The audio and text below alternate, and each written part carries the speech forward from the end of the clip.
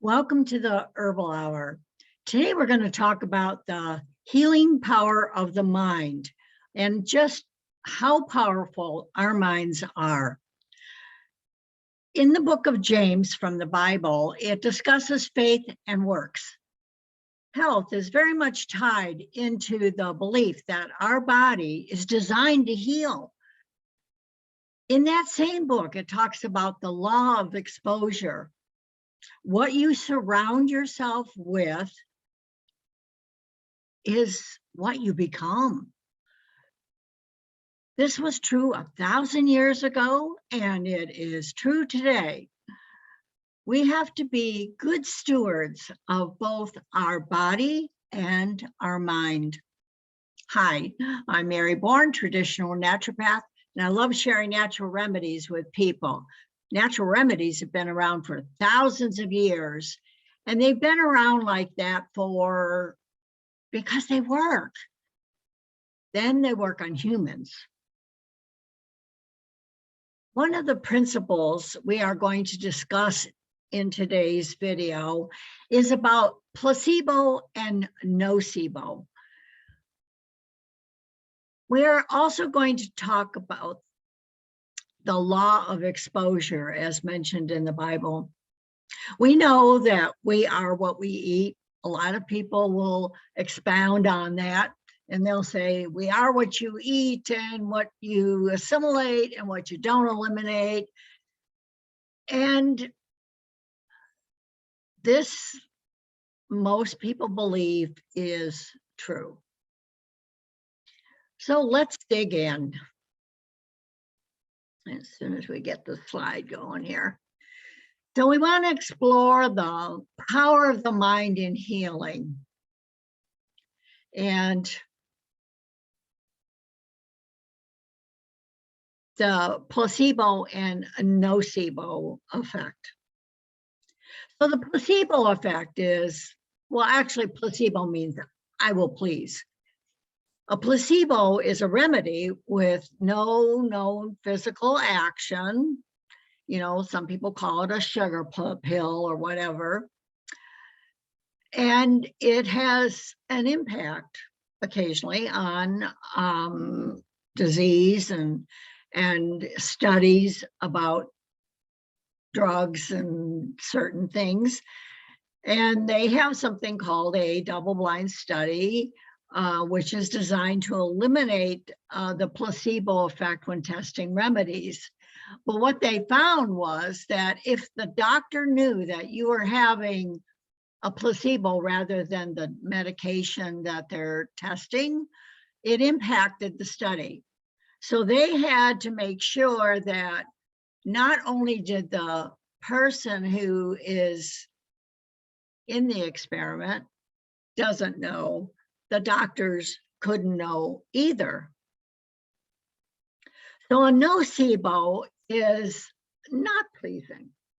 A nocebo is a harmless remedy that is believed to be a powerful medication with side effects. So how can that happen if you're not taking anything that is supposed to have side effects, but you believe it to be having side effects? How does it affect the body? Well, in both of these incidences, it is the power of the mind that determines whether or not the medication is going to work, whether you're going to have side effects, so many different things.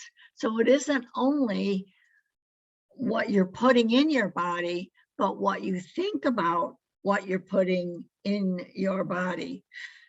So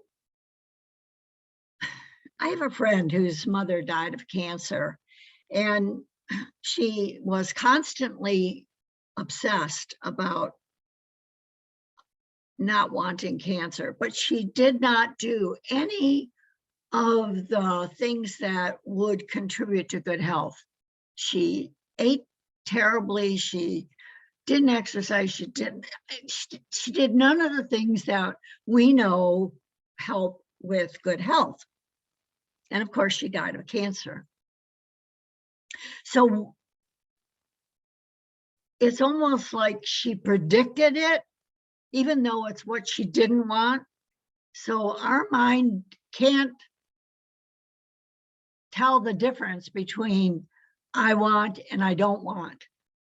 Whatever it is that you're drawing in and paying attention to is what the mind is going to work toward. So a lot of people experience the nocebo effect. Thus, the power of the mind can not only help us heal, but it can make us sick. And this is why a practitioner must always work with the person's mental and emotional state. If somebody is trying to treat you and yet not understand where you're coming from, I don't think you're going to get completely well. A lot of times we just don't feel like we're being heard. So let's talk about the misconceptions about faith. So the first misconception is faith is accepting something without evidence. But the reality of it is that faith is accepting evidence of something you haven't personally experienced. So in other words, you trust that a person is telling you the truth and therefore you follow through. For example, I love gardening. So I know that if I plant a bean seed, I'm going to get a bean plant or nothing. I'm not going to get corn. So if I tell you, here's a bean seed, plant it, and you trust that what I'm saying is true, maybe you've seen the shape of the seed before and recognize it, that's faith. So here's another misconception. Faith and science are opposite. They're incompatible ideas. When in fact, scientific advancement arose from faith. Somebody had an idea. And from this idea, they wanted to expound on it. They wanted to either share it with other people. They wanted to prove it to be true. There's a lot of trust. So you could actually replace the word faith with the word trust. Oh, here's a misconception. Faith only applies to spiritual or religious matters. Well, that's totally not true, because we put, if we're driving along, we have faith that that person is going to stop at the red light to allow you to go through the green. That's faith. There's a lot of different things that we put our faith or trust in. So it really doesn't have anything to do with spiritual or religious. People have faith in science and material things too. Faith is passive. It doesn't involve any actions. Well, is that true? Faith is the motivating force behind all action. I mean, you do not make a move without trusting that that move is going to get you where you want it to go. It's nothing to do with religion. It has to do with your belief system and following through with that. So here's a misconception. Faith is at odds with facts and reason. Like, you're not being reasonable. Well, is that true? Properly applied faith results in knowledge and successful results. So a lot of what we know started out as being an idea that you had faith in. And then it became knowledge. Because after you did it a certain amount, after I grew beans, I had faith and I knew that that bean was going to create a plant that produced beans.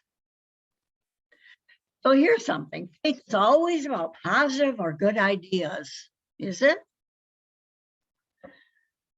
Well, one can always have faith in negative or evil ideas. In fact, fear and worry are faith placed in negative ideas.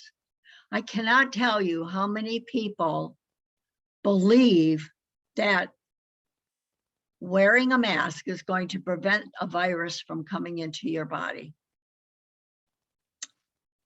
when there are so many facts that point that this is not true. This is a ridiculous idea, especially most masks. We are having garbage cans full of masks now. It's affecting our environment, all because somebody had this idea that we should mask up. Well, let's talk about faith and knowledge. If you're told that a seed will grow into a plant and really believe it, you'll plant the seed. We've established that. As the seed begins to grow, your faith increases and you care for the seedling. You want to nurture it and give it as good a chance as possible. And when the seedling grows into the plant you believe your belief has been replaced by knowledge.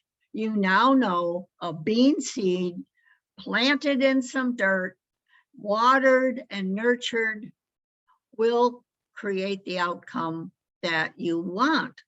So faith is no longer necessary because it has led to knowledge. We now know this to be true. And therefore, we don't necessarily have to count on faith. It's more now about having knowledge and maybe even sharing that knowledge. So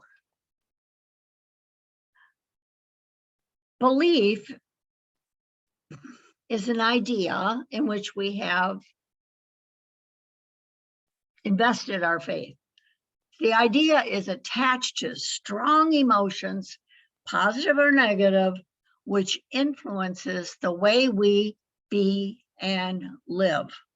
So beliefs are often held in the subconscious mind and are often so deeply embedded there that one just accepts them as truth, even when they are not. So some people, if you ask them, why do they believe a certain way? Because it isn't something that they can actually verbalize, they can't answer you. They just believe it. Even if you try to point out facts that prove this belief is not true, they will still believe it. They have to recognize that that belief isn't true. You can't do it for them. And it's a waste of energy if you try. So beliefs control our perception of reality. And they do it selective attention, what we will pay attention to, or selective perception, how we will perceive and interpret information. So it's like a funnel in which all knowledge flows through. And so therefore, if somebody presents some facts that go against our belief, it can't be true. See, we just set it aside. And so when people go to a movie, there are, your attention is captured in certain areas. And there are times when something went on in the movie that you didn't see because your mind was off. Maybe you were trying to figure out what was said before that, and so you missed the next part of it. And somebody in a conversation will come up and say, well, remember this part of the movie? And you'll say that was never part of the movie because you had selective retention and you didn't remember it because you didn't actually see it. So beliefs can work for us, producing positive results, or against us, producing negative results. Belief in healing.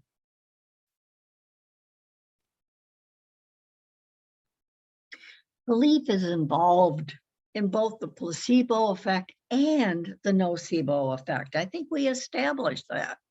Belief can work for or against your ability to heal. You can choose to believe and you can improve your situation, or choose to believe that you can't and get sick. We have people in authority that tell us through their experience, you will not get better. And when you hear those words, because maybe you trust that person, it alters the way your body heals. Now, a lot of doctors will talk about false hope. To me, there is no such thing as false hope. If you can give somebody hope, maybe they will do what is necessary to correct an imbalance that is expressing as a disease. Maybe they can change their mind about something, or maybe they can change the way they eat or some of their lifestyle. To tell somebody there is no hope at all, to me, is criminal. To allow somebody to give up or to tell them that they might as well give up is criminal. That person has to decide for themselves whether it is worth the fight, because it often takes a lot of energy to heal or to put your body in motion to heal. And maybe you don't feel like you have that energy. And that energy can come from the support of other people, from a myriad of things that attend to the belief that you can heal. So we know that the mind and the body are totally connected, that one affects the other. And I would say, I would like to know how I can be more effective at supporting this mind and how I can believe I can get well. So would you like to believe you can get well? Well, let's talk about some of these things that help us. So hope and despair, actually, they are opposite. And a lot of people are in a state of despair.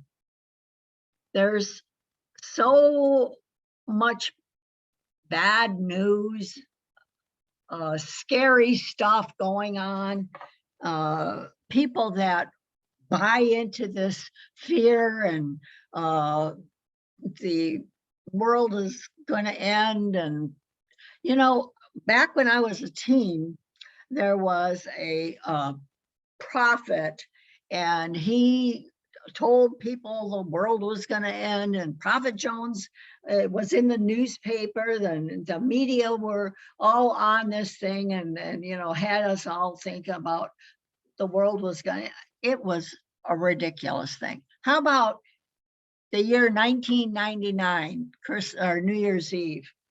Did you think the world was going to end when the new millennium came through? I mean, the Aztec calendar didn't go any further, but, you know, that would mean the world was going to end. Well, here we are in 2022. 22 years later, the world has survived. Yeah, We have the media buying into the fear and really pushing the fear. We have this horrible virus that is sweeping through the globe. When actuality, the response of the virus has killed more people than the virus itself. So who do we listen to? Well, we're going to go into that. If you don't believe you can get well, you will fail this connection, which aids in healing. You will make no effort to search for solutions. Why bother? You'll be unwilling to test possible solutions. Why bother? A person needs to be at least some investment in hope. They need to feel that they can do it. And I think of the little train that was going up the hill. I think I can, I think I can, I think I can, I think I can. And you just keep taking one step at a time until you know you can.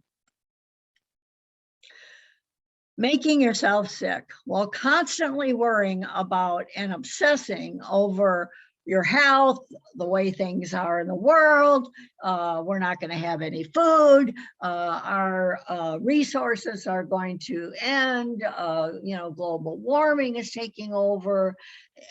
All of these things, these thoughts bring our level of energy down, and we start feeling sick because we're not nurturing that little seed within us called hope.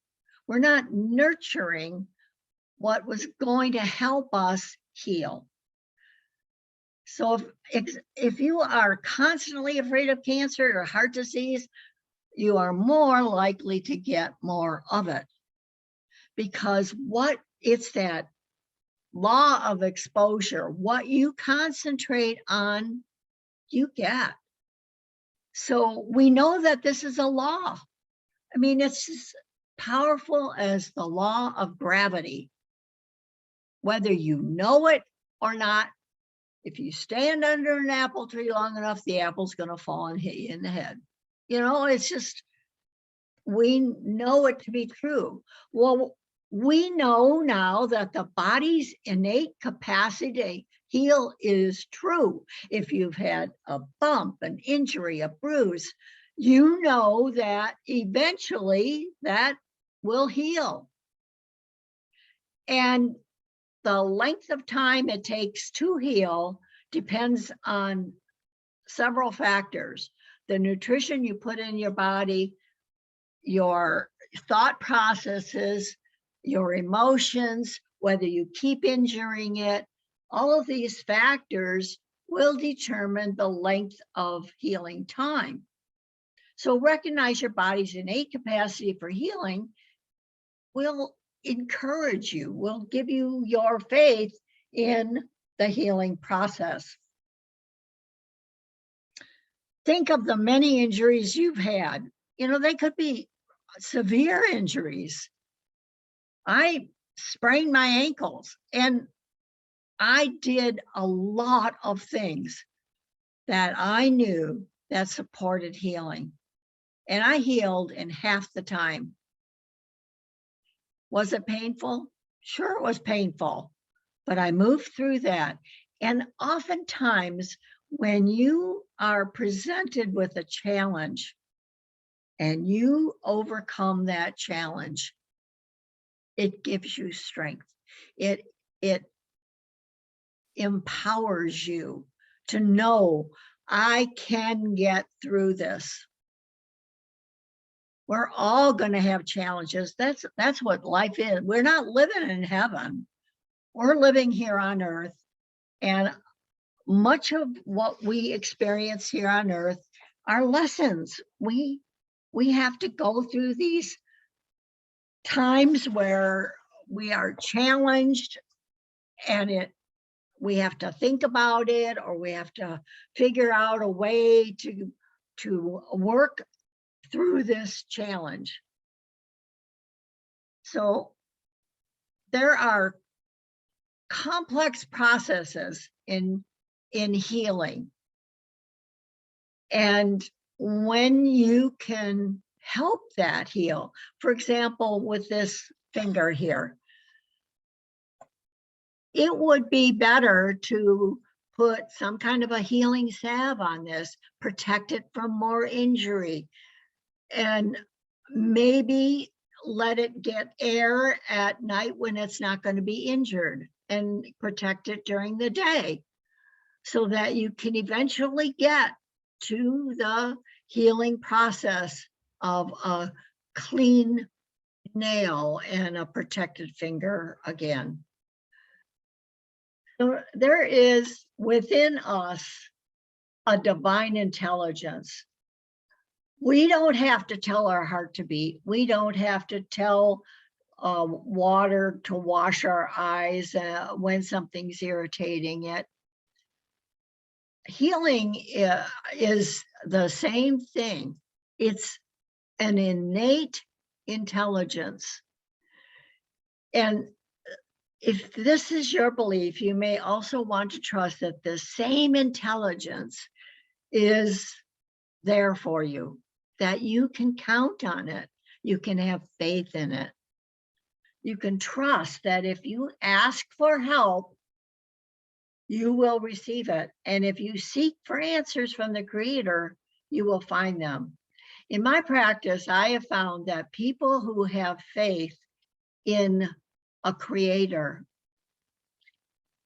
can shoulder a lot of disappointment so much better than somebody who feels they're alone in the world.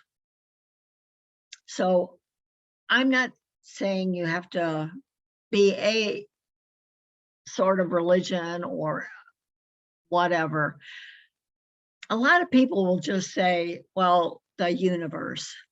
And to me, the universe is God. But if it makes you feel better to say the universe, then that's okay. That's your belief. But affirm health and healing, repeating affirmations with strong feeling can help them turn into beliefs. Now, a lot of people can just say affirmations like, I am healthy. My body is healing as it should. I am recovering from health. God wants me to be healthy.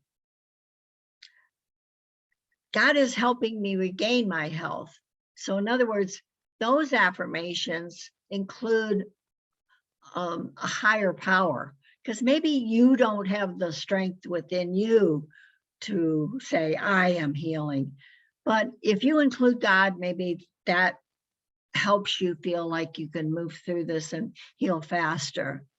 But the main thing you want to say every single day, I am grateful for my health, because there is some aspect where you are healthy, whether it's you have eyesight, hearing, taste, smell.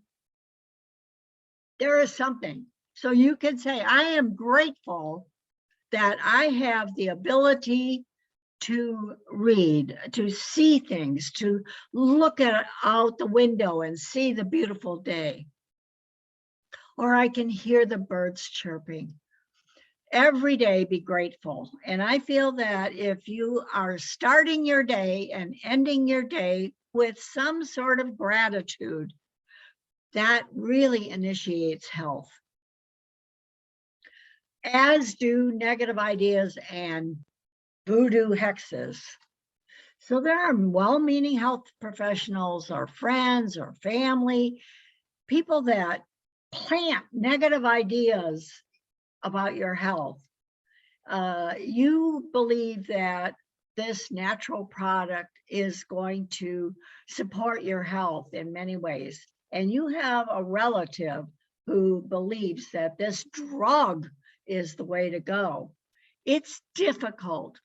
You have to entrust that what you believe is the way to go. If you buy into somebody else's belief and it is different than yours, there's this irritation that occurs. You have to be totally in. You have to follow what you feel is the right path. And maybe that right path is drugs, maybe it's surgery, but also along that line, allow yourself to be open to ideas, to be available for something new. And always, always do your research. If you believe these actions, if I don't do this, something horrible is going to happen, or these self-fulfilling prophecies, they are going to happen. They are. But if you believe that this path I'm taking is with divine intelligence and true healing, it helps to understand how the body works, because then you can initiate that understanding along with your faith. You understand that if you injure your body has the capacity to heal. That is an understanding. Now you couple that with the fact that you've been presented with a concern. Maybe it's a heart arrhythmia or whatever.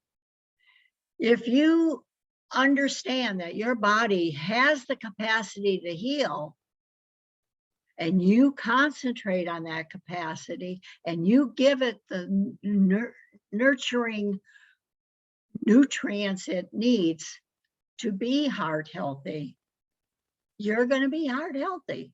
I honestly believe that. And that's why I give these classes. So here's an example of some negative beliefs. You are weak or sickly. You are doomed to have the same problems as your parents because it runs in the family. This disease is incurable, and you have only a short time to live. Well, there have been movies about people who have discredited this. They've moved beyond it. It's like the 4-minute mile. Nobody can run in 4 minutes a mile. It was disproved. Why don't you be the one to disprove? You can get through this. Your body is requiring nutrients and good thoughts. And when you combine those two, it's a winning team. So other human beings, no matter how smart they may be, are not perfect and do not know the final answers. Doctors aren't gods. Now, they may want to think that they are. And oftentimes, when you're in the healing profession and you've helped enough people and you've seen the gratitude, sometimes you get this big head, but you're not God. Many ailments that were thought to be incurable in times past, like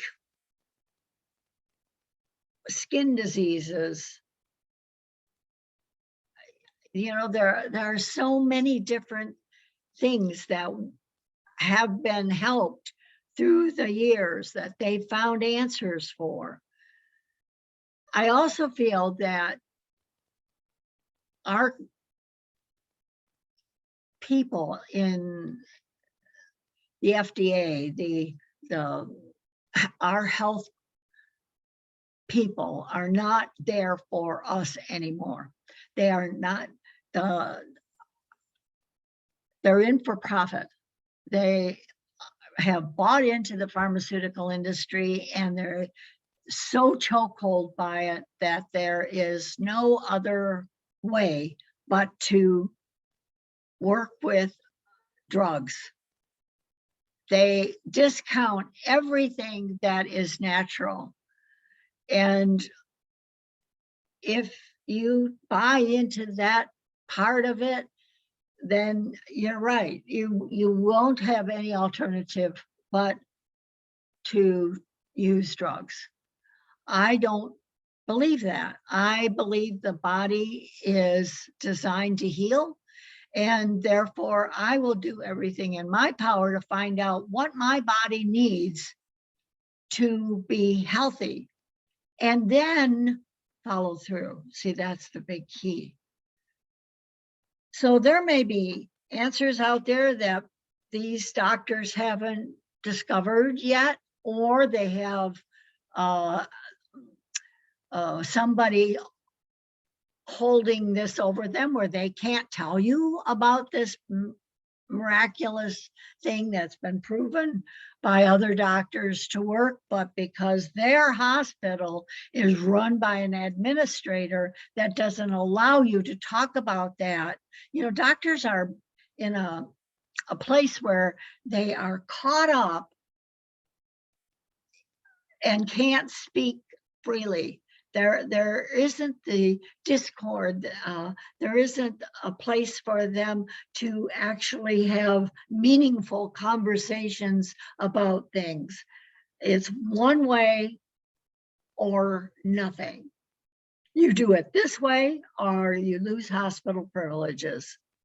And it's sad because many of these doctors know that they're not doing the right thing by their patients, and yet they're stuck. And what about the fact that your reading was somebody else's blood work? There is that. There's mistakes all the time. So if you get something negative, take a pause. Sit back for a minute. Take a breath, get another opinion, do something else. Don't buy into the first thing that comes into your mind. So I believe that with God, all things are possible. Now, if that isn't your belief, that's okay. All you need to know is that your body is designed to heal. We also know that what the mind of a man can conceive and believe, it can achieve. And that's been proven time and time again. And there's no such thing as an incurable disease. There are all the people haven't made a decision on this. There are so many people out there in the world that could be providing answers. And we need to pray that there's a time soon that we can have an open forum and actually be thinking about helping people be healthier and not scaring them into all these ridiculous things. So let's search for answers.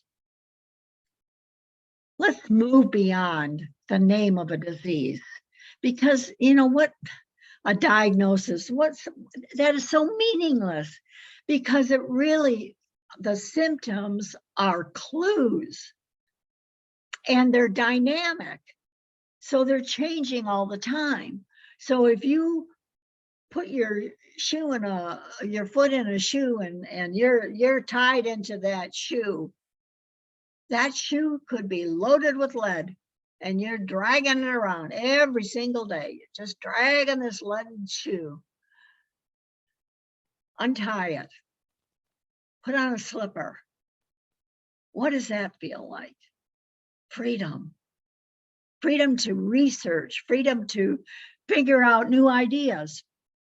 The idea that you have a disease and need to get rid of it shifts your mind into this illness platform. You need to look at what your body is presenting are clues. They're symptoms.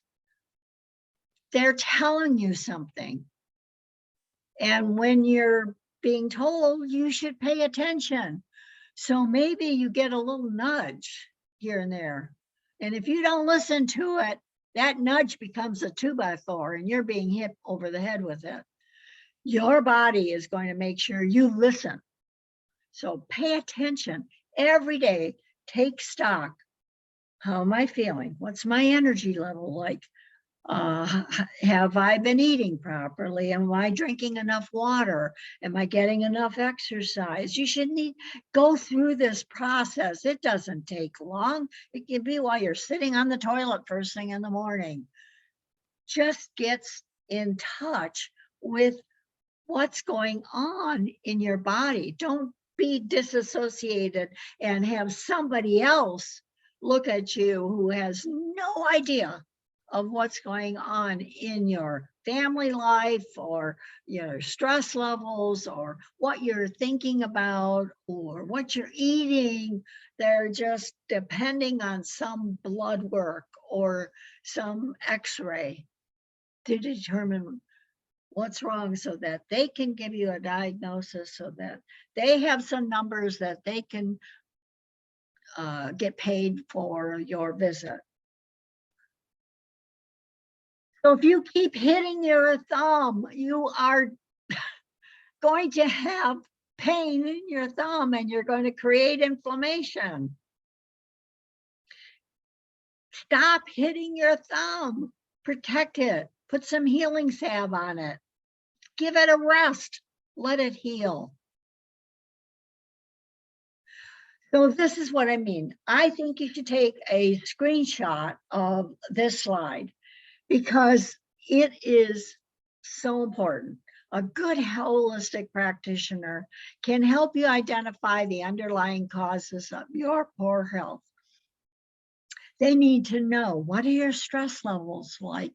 What have you been doing to support your health? Ultimately, you need to do this self-examination and figure out what you can do better, and then move incrementally toward that. You know, if you go to bed at 1 in the morning and then you have to get up at 6, you're doing your body a disservice. You should, especially in winter, the winter's time should be a clue for you that when the sun goes down, it's time to shut things off, time to rest and get some sleep. And when the sun comes up, you need to rise with energy, ready to start your day. So factors to consider include your diet and nutrition, exposure to toxins. If you're working in a toxic environment, how can you protect yourself from it?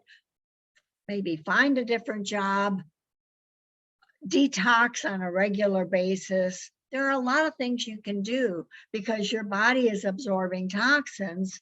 You could be drinking red clover tea on a daily basis, helping to remove some of that toxin. And the lack of exercises. You know, the winter months, it's like 8 degrees outside. You don't really want to go out there, but look at the sun is shining, the air is crisp. Put a scarf over your nose, get out there, walk around, see what's out there, take in some deep cleansing breaths of fresh air, and get in touch with nature. If you don't drink enough water, you know, that's a big factor.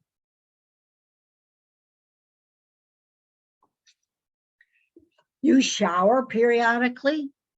You got to shower on the inside. What are you thinking about? Are you turning that TV on and seeing what's going on in the world first thing in the morning, exposing yourself to all kinds of stuff you have no control over? Is that really helping your body heal? If you're worrying about things that you have no control over, take a step back. Ask yourself, is this something I can do about? If it isn't, send them off with a prayer. That's the most you can do. Pray for them. Don't stress about it all the time. Move it away from your thinking somehow. Get in music or something going that helps you to move that thought out of your mind. Think about beauty of something. Think about something that you enjoy. Poor posture can actually affect the way I've seen people eat. They're hunched over. That shrinks down your stomach. When you eat, you need to be sitting up straight. You need to bring that food to your mouth. You need to set your utensil down, chew the food, experience how it tastes, and get in touch with that food actually energizing you and helping you heal. Don't just gobble it and swallow it. So are you dealing with a low-grade infection? You know, there's a lot of infection in the mouth. And what are you doing about that? Swishing with hydrogen peroxide solution may be helpful. Using a coconut oil, you know, where you're swishing around, called an oil pull.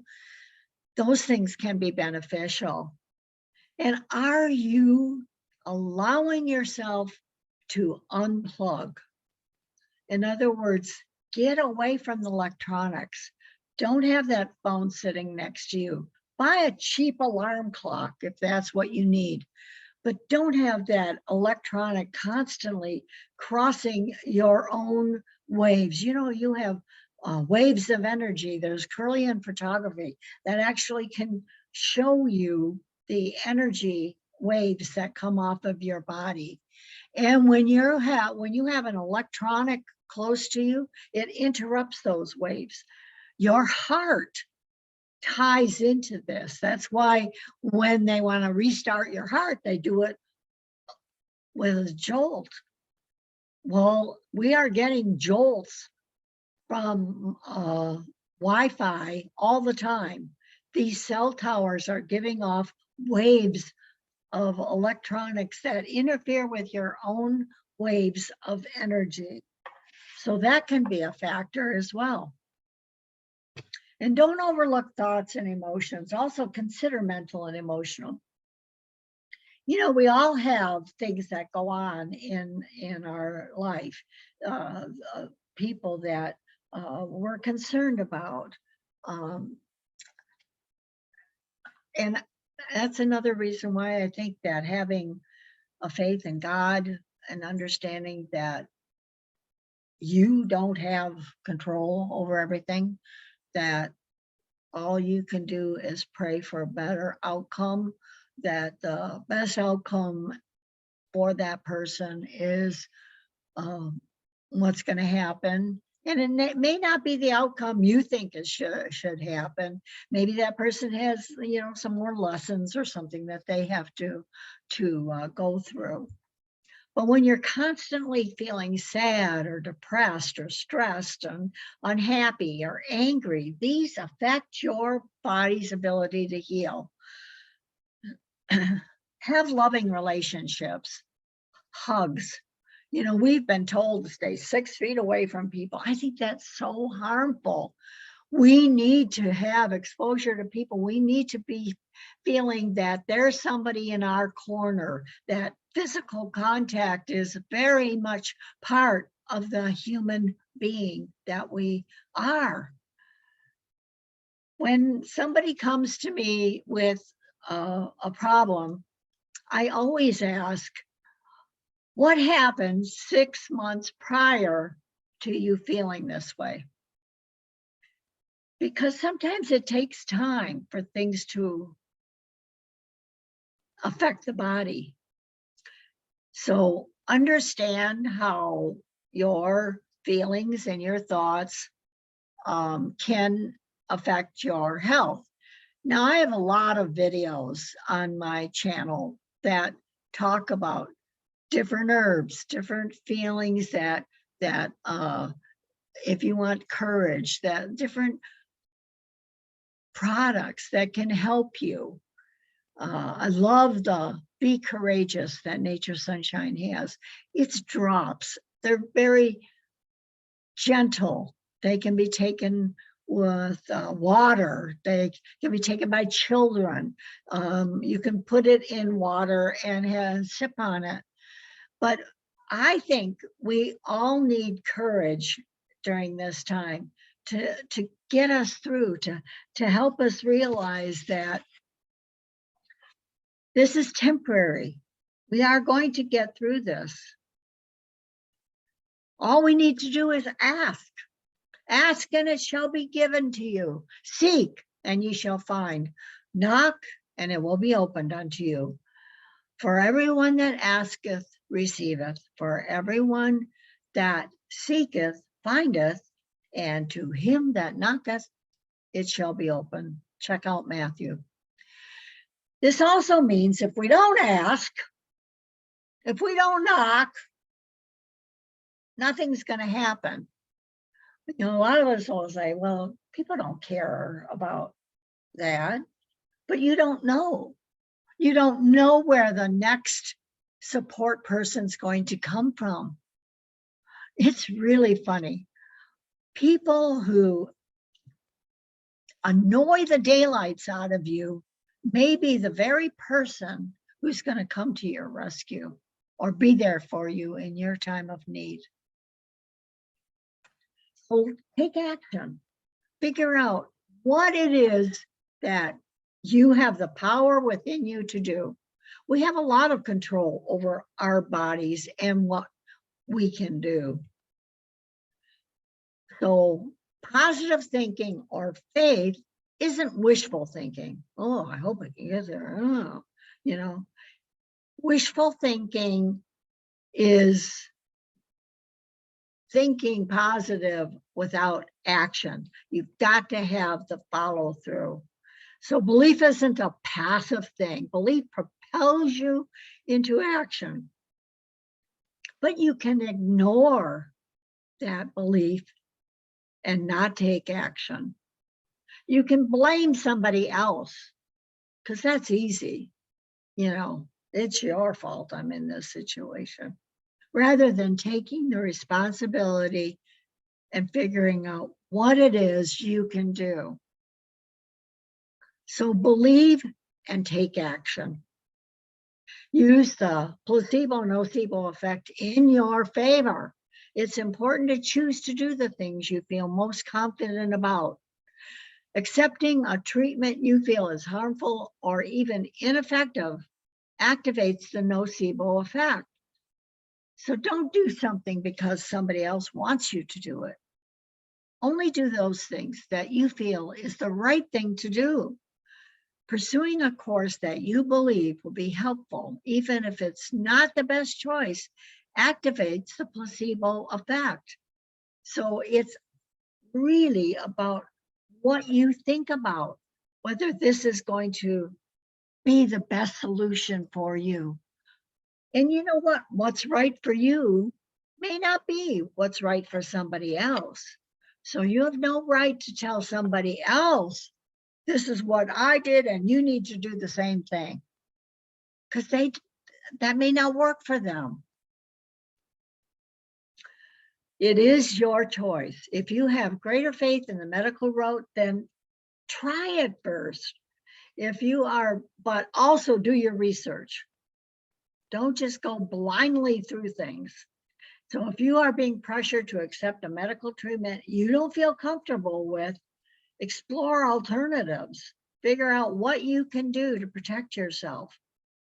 We are being pressured to take this jab. And in all reality, the jab doesn't work. It's by the manufacturer's own statement, it's not going to prevent the spread. So why are we so invested in taking it? It makes no sense. We have something going on in this country. It's called mass psychosis. And this mass psychosis is driven by fear. And it's endemic in everything that you see and hear. Every time I see a person with a mask, I realize they are invested in this fear because they haven't really studied why they're doing what they're doing.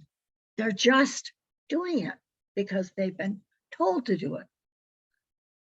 Don't let other people scare you into any treatment or program with which you don't feel comfortable or have any faith in. I don't have any faith in those things. I, in fact, know that I'm supposed to breathe out toxins. Well, if I'm breathing out toxins into something that covers my face, I'm breathing in my own toxins again. Those masks are loaded with bacteria that we are supposed to be getting rid of. It is supposed to go out into the air. And I honestly feel that you don't catch anything unless you deserve it. If you've been mistreating your body, then you deserve this. So undeserve it and do the best you can at being a good steward for both your mind and your body. Prove all things. If you found a genuine underlying cause of your ill health and take a positive action, work on it. You'll start feeling better. If you know you've been eating the wrong foods, that you're doing takeout and eating greasy stuff, and prove that what you're experiencing isn't part of the fact that you've been eating wrong. If you aren't seeing any results with changing your diet in about 3 or 4 weeks, then what you're doing isn't working either. Find something else. Don't just give up. Figure out something else. Find somebody else who knows about whatever situation you're looking for. So here's some tips to motivate. Commit to doing something about your health. Put it in writing. Read your resolve out daily. I exercise every day, or I am eating a healthier diet, or I'm getting enough proper sleep, I'm drinking enough water. Also try committing to someone you trust who is interested in your well-being. So buddy systems work really, really well. Promise yourself a reward for success and treat yourself to it when you achieve a goal. It shouldn't be a sugary dessert, you know, a bubble bath with lavender, and so these are the things that you want to do that promote good health. And then ask yourself, do I really want to be healthy? There are some people that are invested in their illness, and this may seem strange to you, but sometimes people think they want to be healthy, but they actually have huge psychological blocks that are keeping them sick. My father was a sibling of 18 children. Now, in order to get any kind of attention, the best way he found was to create an injury, do something, and then he got attention. So he grew up believing that if he was hurt, somebody would love him. And he got confused about pain and suffering and love. So he had this psychological bubble that had to be changed in order for him to understand that he could be loved without having to be hurt. So there are mental and emotional blocks to healing. The, rewards for being sick, gaining sympathy, love, and attention from others, avoiding responsibilities. Now, here's another thing. Oh, my back. I can't do that thing because, my back, So you have to say, you know what? Let's hire somebody else because I don't want to do that. Being honest about your emotions is so much easier, so much better for you than setting up this disease atmosphere. Removing pressure or demands from other people, you have somebody who expects you to do something. Set up something, a discussion of where you're fearing failure, where you're fearing that the job won't come up to that person's expectation. Verbalizing and communication are very important. Feeling the cost of health is too high. Well, I take a lot of supplements. It costs a lot of money. Doctors cost a lot of money too. Yeah, well, maybe the insurance company pays for it. But my suffering, where is the fee in that? See, there isn't any. Pain and suffering versus a lot of money spent on supplements to keep me healthy, good food to keep me healthy, exercise, those type of things. You can't put a price on that. And a lot of times, well, it takes too much time. You got to figure out all this stuff, or, exercise. I don't have time to exercise. These are things you've got to make time for, because illness will take up your time if you don't make time for health. So not willing to give up on a unhealthy habit. Every morning you get up and you sit and you go through Facebook and you go through all these, Instagram and all these things. And pretty soon 2 hours have gone by. What have you done except sit there? Your mind is working, but you're not doing anything. You don't feel good about yourself. The dishes are still stacked up in the sink. And, so figure out what you can do. Limit your social network time to a certain amount of time. Get through part of your day before you start with that. And feeling like one deserves to be sick, it's like God wants me to be sick, to suffer, and then I will earn heaven. Well, God wants you to be healthy.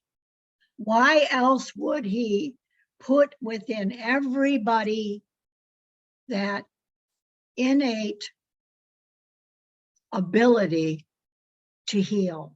And it's within every cell of your body. Every cell has these powerhouses, mitochondria, that are there to produce the energy we need to produce the healing. We have this intelligent immune system that identifies infections and acts on it